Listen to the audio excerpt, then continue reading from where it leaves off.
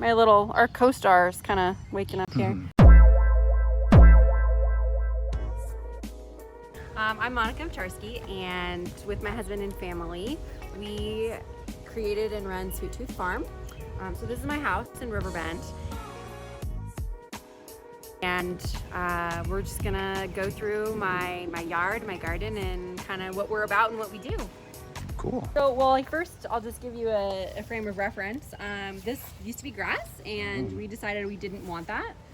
So we tore it all up, and this is year one of installing some native Iowa plants and some prairie grasses and flowering plants. Generally, those don't you don't get super vigorous growth and flowering the first year, so we've interplanted some things that do flower, some buckwheat, some sunflowers, some things that'll draw pollinators in. If you look, there's tons of baby milkweed. We seeded, direct seeded. There's milkweed.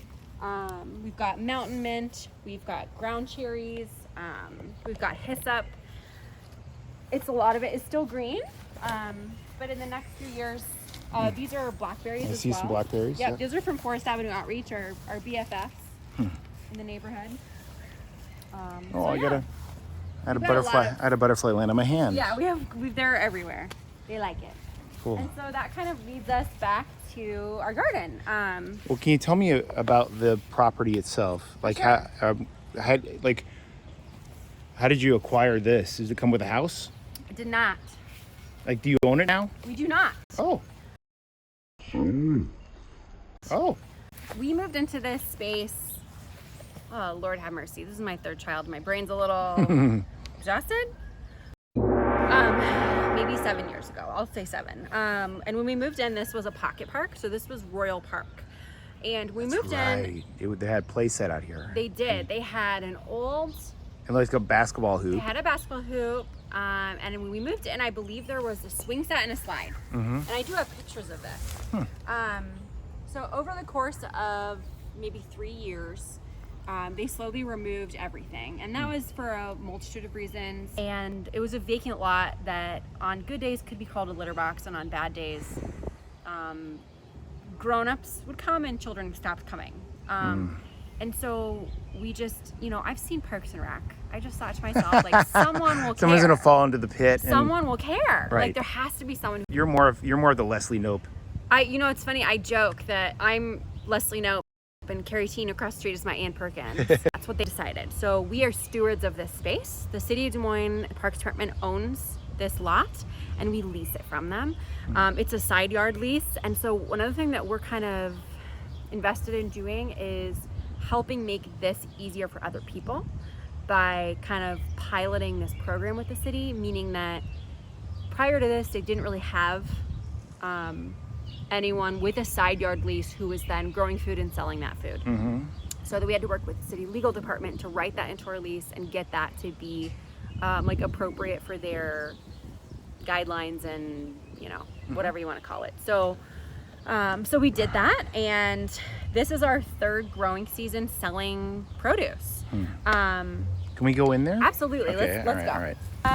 This area encompasses about we'll say 5,500 square feet of growing space on this lot.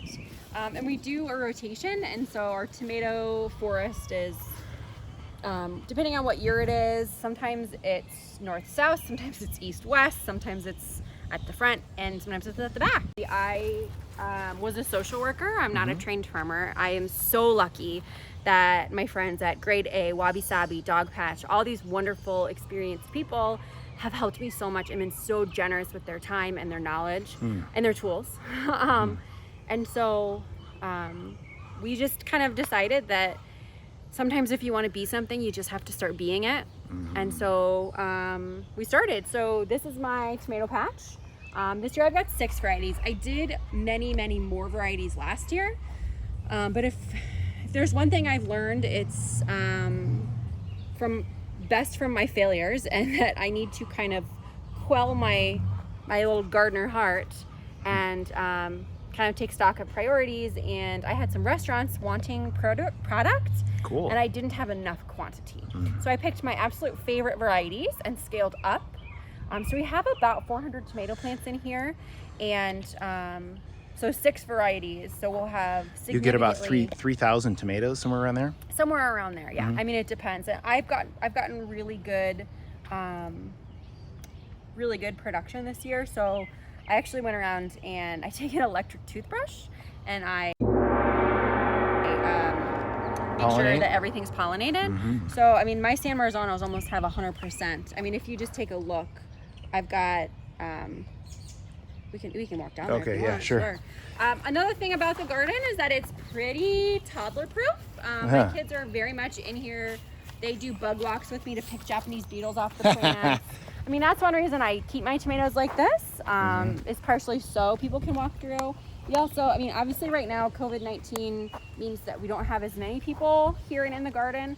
But I really do believe that because we took a space that was public and are now leasing it privately, we do have a responsibility to make sure that this is accessible and as open to people as possible. And so previously we had the kids from Seafoam come down every week and be involved, harvest and plant. And I mean, look at that, come on. Look at that beautiful tomato plant. But so we do invite people as much as possible. Is this some sort of Roma variety? Yeah, that's San Marzano. Okay. Yep. Yep. So yeah. So these peppers actually I grow for the cheese pod.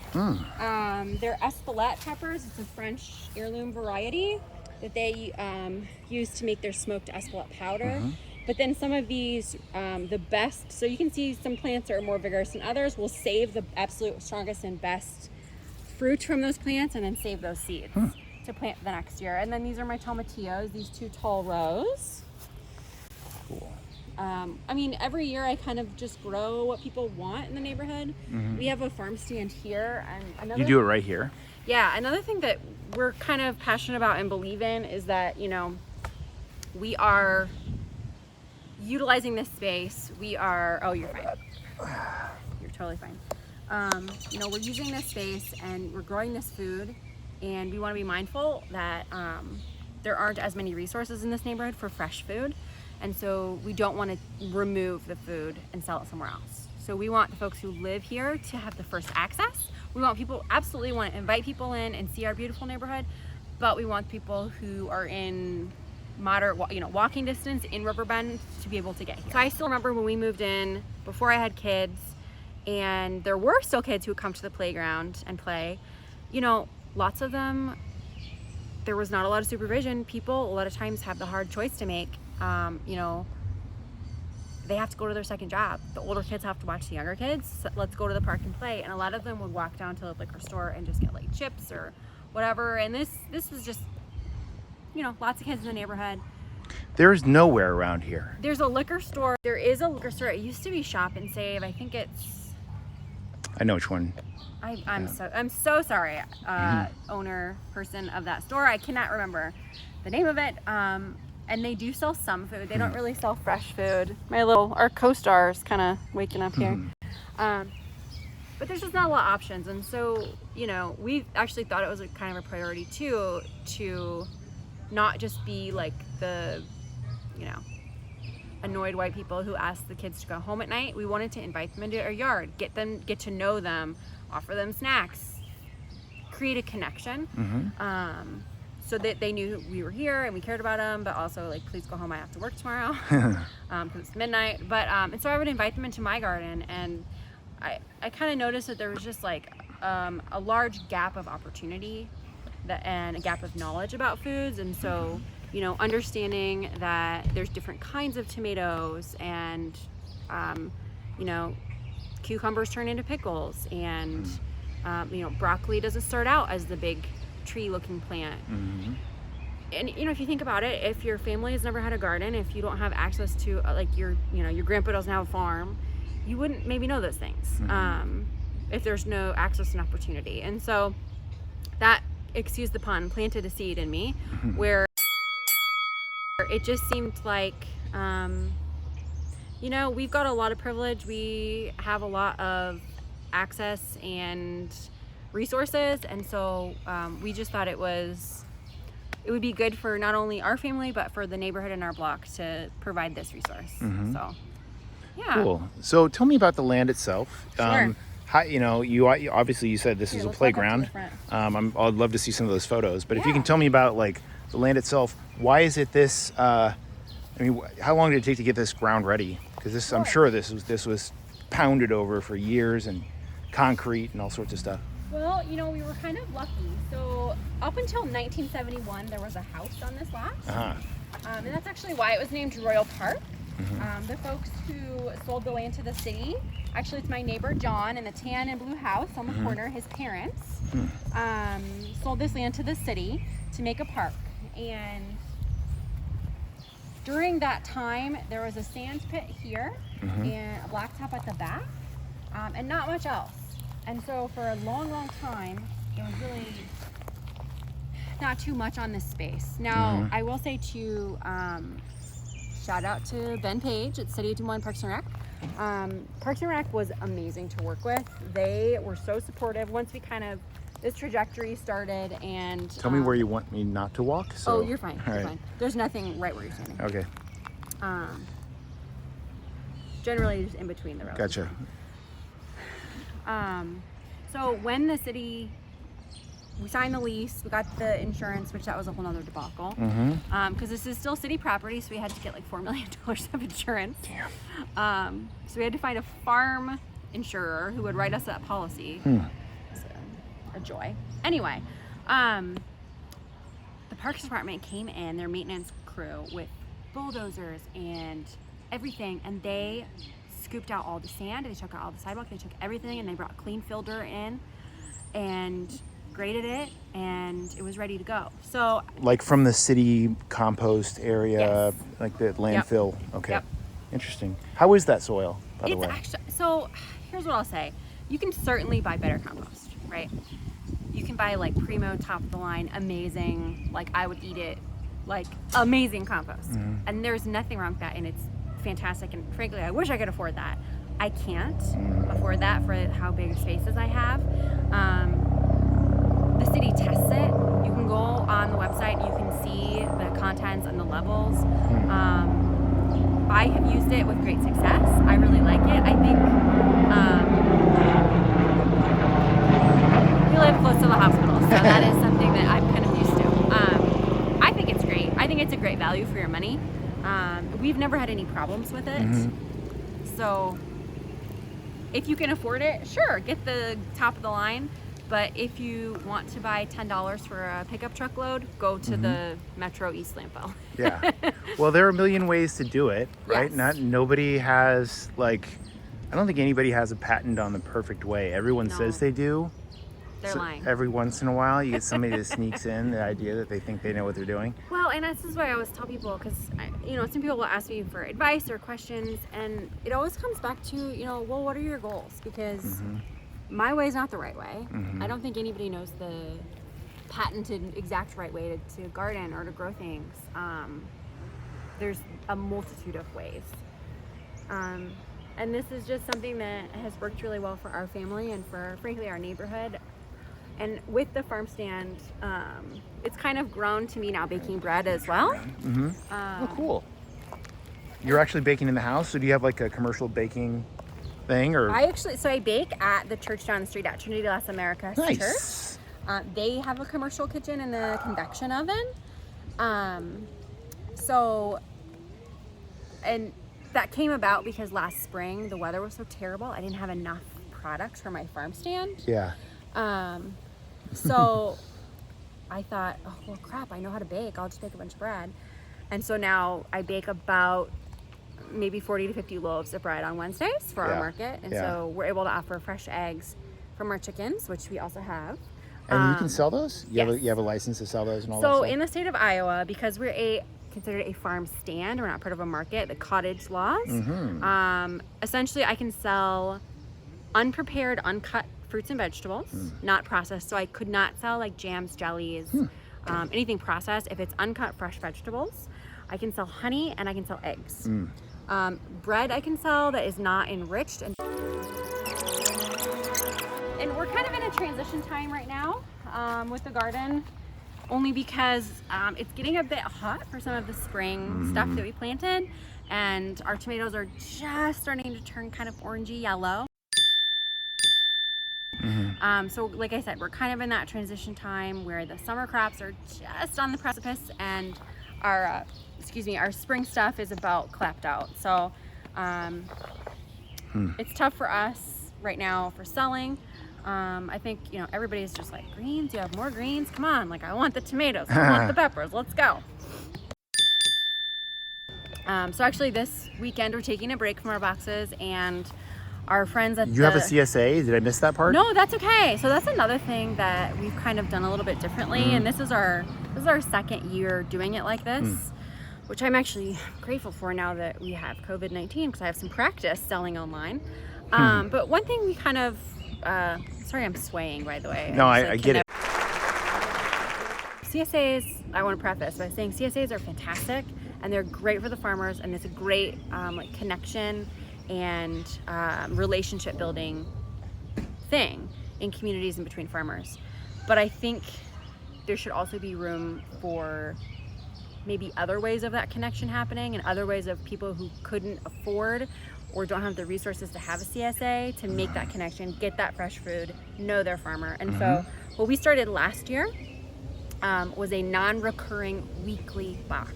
And what that means is a week that it has vegetables you like and that you want it, you buy it. If, say, all your kids need new shoes and you know you have to pay something and you can't afford it, or you don't want it, you don't like beets, or you know whatever the case may be, you don't have to buy it that week. And we just found that flexibility in that lower price point of a weekly box, so just a 1 week investment, was people were much more eager to pull the trigger on that when they might not buy a $400 or $500 CSA share. And so we're doing that again this year. You know, bounds of reason, we sometimes don't do it every weekend because I have children and a family and also need to do work. Because we actually now have, this is one of 4 plots we have in the 50314 zip code. Oh. Which we can talk about that too. This is just the easiest one because the baby monitor reaches over, so I'm out here. This is where I do more of my finicky plants that need trellising and more consistent watering. But anyway, so we do, so that's been, the boxes have been really great. It's a good entry point into doing that. And generally we'll do seasonal vegetables, fresh bread, and eggs. For the price point, it's between 10 and 20, depending if you want eggs and bread or just vegetables. Now, how many chickens do you have? Sure, we can go look at them. If the city asks, we have 35. They're actually looking fantastic. So we got these girls from a commercial laying operation. Oh, nice. That they started molting. They're only about 1.5 years old. So they started molting and they dumped them. So they didn't want them anymore because the production goes down when they molt, as you know. Yep. So a lot of them were really, really packed. No, yeah, feel free. Yeah. I mean, like almost no feathers. Most of their necks didn't have any feathers on them. So they are looking fantastic. They put on so much weight. They're happy. We're getting maybe 30 to 35 eggs a day. Okay. So we sell about 15 dozen at our market, generally, on Wednesdays when we do our farm stand. 15 dozen? Yes. Per week? Yes. So if somebody wanted to do this on their city land, like, do you have like a 60-second sort of synopsis of like your advice of what they would do? I would say the first priority would be to figure out what your end goal is.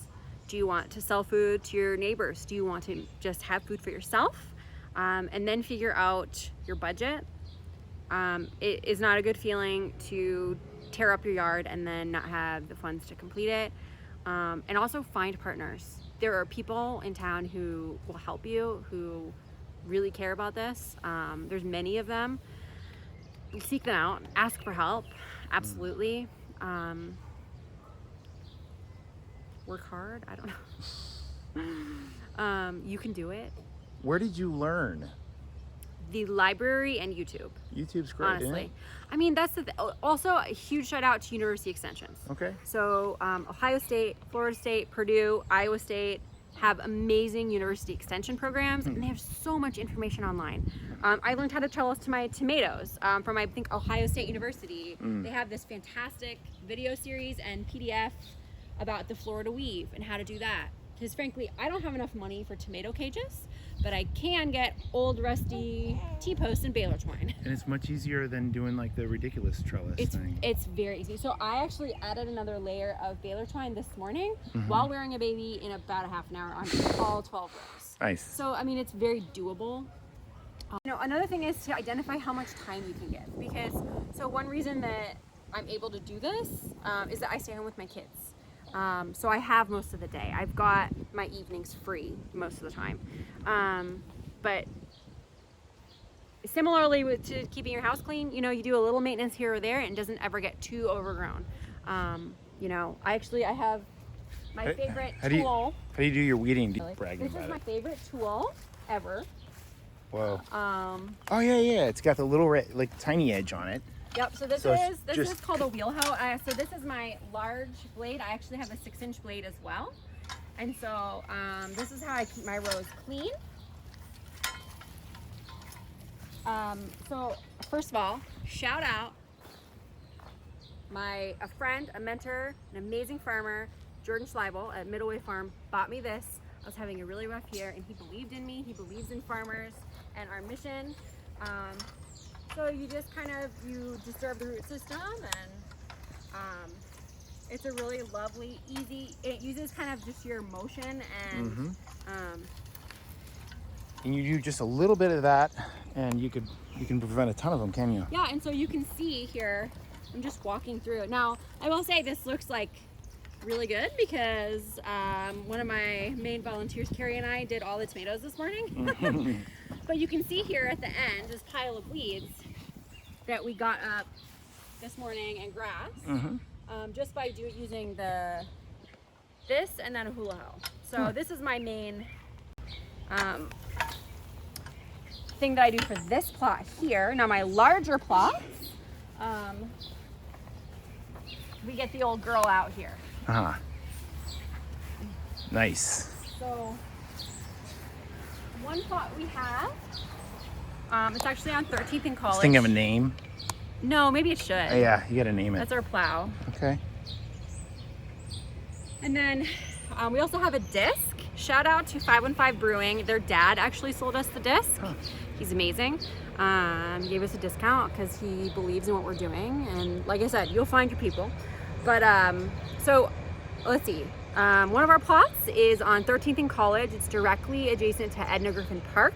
Edna Griffin, Rosa Parks of Des Moines. She's amazing. You should look her up, read about her.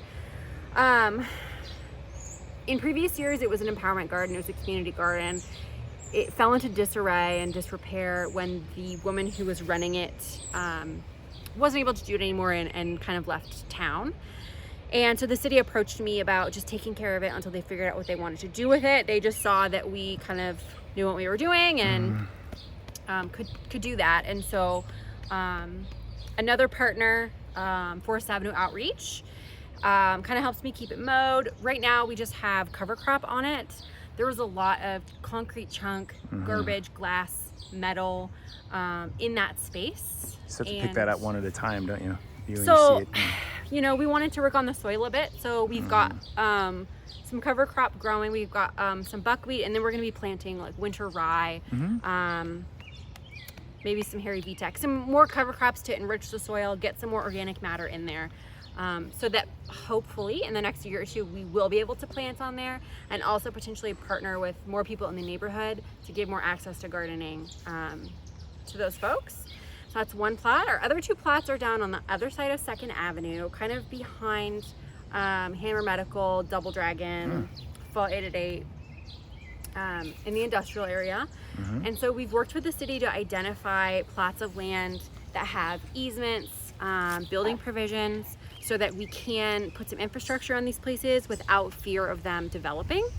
So for example, both of our plots are directly along the river. There's a levee on those places, and there's a like 75 to 100 foot easement in, so no one can build. So the plots for building are incredibly narrow. So the largest one we just got this year, and frankly, I was 9 months pregnant and just thought, we'll take care of that next year. So we have plans for that. It's not quite operational yet. And the other, we have a sweet corn patch and a melon patch. They have many names. We call it the beach because prior to 1930s, there was a beach. Wow. It was called Franklin Avenue Beach or Franklin Beach. And then then there was a large flood and they put the levee on. So my friend Bree Bai, who runs 6th Avenue Corridor and is a history buff, sent me newspaper articles about the beach because it was a very popular beach in Des Moines. So wow, I had we no call idea. it the beach. So my kids call it Sand Dollar Beach, but we don't actually swim there. Well, we sell every Wednesday from 3 to 5 here at 1809 8th Street. We do take EBT and double up bucks, so you can use your food stamps here. We'll also barter with you if you've got something for me, I've got something for you. We love to see people, and we just, I say sometimes food is kind of my love language, and I've always liked cooking and baking for people, and this is kind of just a hardcore extension of that. Yeah. Right on. Yeah. Well, thank you, Monika. Of course. All right.